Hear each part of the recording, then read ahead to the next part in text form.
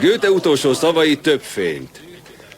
Amióta feltápászkodtunk a primitív lét iszapjából, egybehangzóan ezt kiáltjuk: több fényt.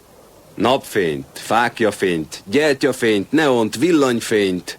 A fény száműzi a sötétséget barlangunkból, megvilágítja az utakat és a hűtő belsejét. Elárasztja az éjszakai játékok színterét. Kicsiny sugárban vetődik a paplan alatt olvasott könyvre, amikor már rég aludnunk kéne. A fény több, mint watt és lux, a fény metafora. A te szavad a lámpás talpam alatt. Fel, fel, hogy soha ne hunjon ki a fény. Vezess, drága fény, át a sűrű homályon. Te vezess vakon. Az éj sötét, messze az otthon. Te vezess vakon. Élek, ébredek, fényedet látom. A fény a tudás. A fény az élet. A fény a fény.